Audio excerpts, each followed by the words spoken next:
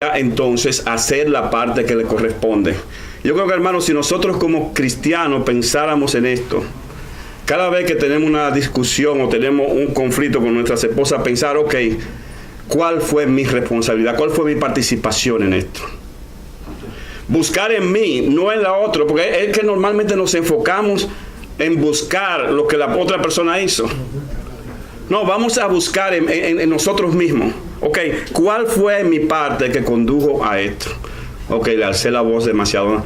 Mi amor, sabes que perdóname porque no debía alzarte la voz. Ya, no añada más. Olvídese de lo de ella. Ella, que resuelva lo de ella. Usted cumple con reconocer lo que usted hizo mal. Reconocer cuál es su parte en el conflicto. Así que este es un principio que si nosotros los aplicamos nos va a ayudar bastante. Nos va a evitar bastante dormir para los pies o dormir en el mueble. Y yo sé que a nosotros no nos gusta eso. O dormir de lado. El segundo principio que el apóstol Pablo menciona aquí es el aspecto de que la otra persona es un hermano o una hermana. Dice, exhorto a Evodia y exhorto a Síntique que tengan el mismo sentir en el Señor. Dice el versículo 3, ciertamente te ruego también a ti, genuino colaborador, que las ayudes, ya que ellas lucharon juntamente conmigo en el Evangelio, también con Clemente y los demás colaboradores, cuyos nombres están inscritos en el libro de la vida. O sea, Pablo entendía que estas mujeres eran las dos cristianas. Eran dos siervas de Cristo. Y nosotros también tenemos que entender esto en el matrimonio. Si usted es cristiano, si usted se casó con una cristiana, usted debe entender que esa persona es una hija de Dios o un hijo de Dios. Ella tiene su dueño que no es usted. Cristo es el Señor de ella. Repito de nuevo. Lo repito de nuevo. Cristo es el Señor de ella. Y nosotros debemos saber eso. Y las hermanas deben saber también que mi esposo es un hijo de Dios. Amén. Él es un hijo de Dios. Hermano, yo tengo que tomar eso en serio. ¿Puedes repetir eso de nuevo? También. Claro, nuestras esposas deben saber lo que somos hijos de Dios. Que nosotros también tenemos un Señor al cual tenemos que rendir cuenta. Amén. Y que ellas también tienen que rendir cuenta. Cuando el apóstol Pablo escribe a Corintios, él le dice, ¿por qué no sufren más bien el agravio? ¿Por qué no sufren el ser defraudados? Pero ustedes defraudan. Él dice, y esto a los hermanos, como quien dice, óyeme, es grave lo que están haciendo. Así que mi hermano, mi esposa, su esposa y esposa, su esposo, pertenecen a Cristo. Son miembros de Cristo. Y yo tengo que entender esto a la hora del conflicto también. Porque es mi hermano en Cristo. No solamente mi esposa, es mi hermana en Cristo. Es mi hermana. Y si no funcionan bien las cosas ahí, en la iglesia no pueden funcionar bien tampoco. Porque ese conflicto lo voy a llevar a la iglesia. Entonces, yo tengo que resolver eso en mi casa con mi hermana, con mi hermano, en el caso de las mujeres. Y este es un principio que realmente es, como le decía, solamente para los cristianos. Yo tengo que tomar en cuenta el aspecto a quién pertenece mi esposa y a quién pertenece el esposo. Y un tercer principio que el apóstol señala aquí es que el conflicto debe ser resuelto en Cristo. Dice, exhorto a Evodia y exhorto a Síntique a que tengan el mismo sentir en el Señor.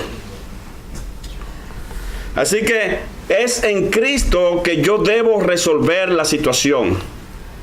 No es buscando culpable, no es tratando de querer demostrar que yo tuve la razón, sino que yo tengo que ir a Cristo. Hermano, cuando yo voy a Cristo, sin importar cuál sea la situación del conflicto, el conflicto se va a resolver. Amén. El conflicto se va a resolver. Porque no va a ser buscar quién es el culpable, sino que estamos delante de Dios. Hay una frase que Elías repite que yo siempre quisiera tener esa frase presente. Él decía, vive Jehová en cuya presencia estoy. Hermano, yo tengo que entender que yo estoy en la presencia de Dios. Y cuando yo estoy enojado con mi esposa, yo tengo que resolver ese asunto en la presencia de Dios. Yo tengo que reconocer, hermano, que en esa área mi esposa me aventaja, porque ella es más humilde, vamos a decir. Ella vive más en la presencia. Sí, ella busca más en ese aspecto, y tengo que reconocer, es una lucha, pero lo cierto es que tenemos que ir a Cristo. Fuera de Cristo no vamos a encontrar la solución. Como cristianos nosotros tenemos que ir a Cristo, a la palabra, y dejar un poco ese orgullo y esa soberbia que tanto nos domina, tanto querer ser nosotros mismos. Pablo, cuando le escribe aquí precisamente la carta a los Filipenses, él trata de la unidad, y él dice en el capítulo 2 que debemos ser como Cristo. Dice que debemos imitar a Cristo, el cual, siendo en forma de Dios, no estimó ser igual a Dios como cosa que aferrarse, sino que se despojó a sí mismo, tomando forma de siervo, y estando en la condición de hombre, se humilló a sí mismo, haciéndose obediente hasta la muerte, y muerte de cruz. Y Pablo nos anima a que nosotros imitemos esto. En esta carta que le dice, ruego a Evodia y a Síntique que vayan al Señor, resuelvan su problema en el Señor. Mano, nosotros debemos resolver nuestro problema en el Señor. Buscar la dirección de Dios. Orar. Hacer lo que tengamos que hacer, pero en la presencia del Señor. Y hay un cuarto principio que se enseña aquí, y es que al conflicto no se le debe dar larga. Interesante, Pablo está en Roma, probablemente, como la mayoría piensan, cuando escribe la carta a los Filipenses, y hay aproximadamente algunas 800 millas entre Filipo y Roma. Hoy en día se pudiera hacer en un día manejando. 2 horas en avión. Sí, en avión cerca de 2 horas.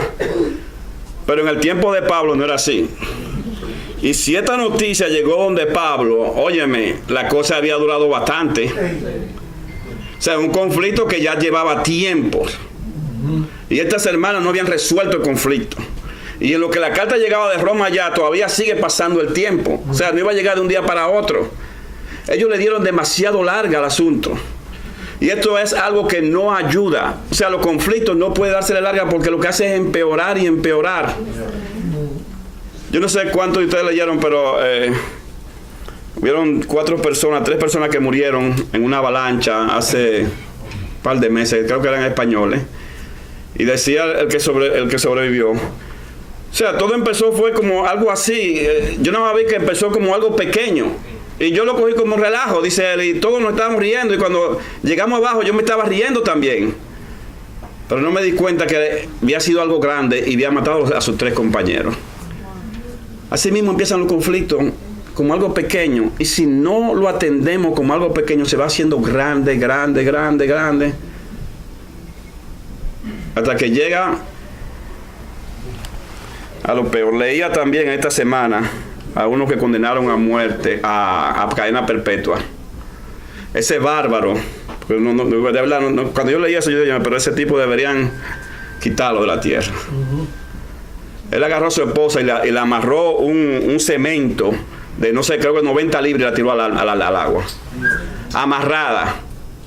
Y dice, no, deberían cortar de la tierra a una persona así. El Señor que tenga misericordia, ¿verdad? Pero... Y yo pensaba, óyeme, un momento, esas 2 personas estaban jurando amor el uno al otro. Y estaban encaramelados y estaba... ¿Cómo llega a deteriorarse tanto para llegar a esos niveles?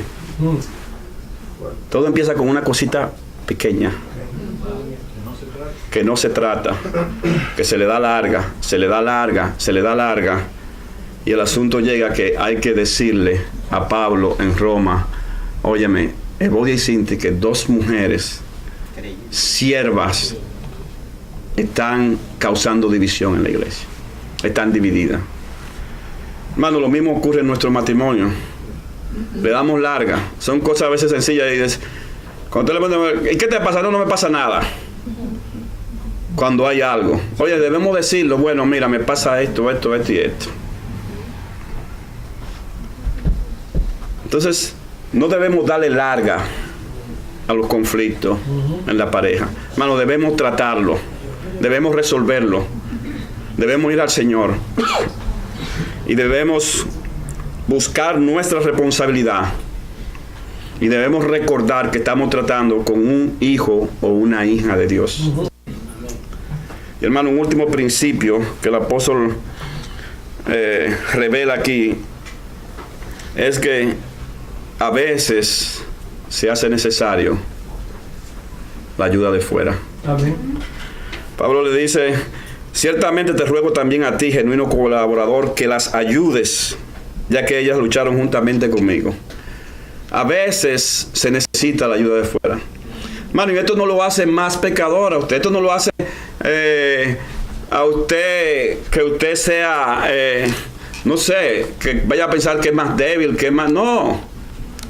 A veces es necesario la ayuda de fuera. Porque es que el que está afuera puede ver mejor que nosotros, que estamos muchas veces por la pasión o por la emoción o por lo que sea el conflicto, nos afecta y una persona de fuera puede ver mejor. Pablo dice, ciertamente te ruego a ti, genuino colaborador, que las ayudes. Bueno, no deberíamos sentir vergüenza si su matrimonio hay un problema y usted entiende que se está escapando de la mano. Para eso Dios puso líderes, para eso Dios puso personas capacitadas en la iglesia, para ayudarnos, para tratar de resolver lo que muchas veces se escapa de nuestra mano. Entonces, no sienta vergüenza, no sienta temor. No se sienta al menos porque usted busque ayuda, porque usted solicite la ayuda de una persona en un conflicto que usted pueda tener con su pareja. Esto es bíblico. Es saludable y va a ayudar a que la relación pueda volver a estar estable. Usted no es perfecto, yo no soy perfecto, los líderes no son perfectos, pero Dios ha capacitado a personas para que puedan trabajar en la obra. Amén. Y ellos pueden ayudar. Mano, es mejor buscar ayuda que buscar un abogado para divorcio. Es mejor acudir a buscar personas que puedan orientarnos a vivir un matrimonio por vivirlo, por así decirlo. Juntos, pero separados. Yo creo que si nosotros observamos estos principios, nuestra relación matrimonial va a caminar mejor. Porque a la hora que nos enfrentemos a cualquier conflicto podremos enfocarlo del lado correcto. Amén. Hermano, que Dios le bendiga y ojalá que esto pueda servir para nuestro matrimonio. Un aplauso, pastor.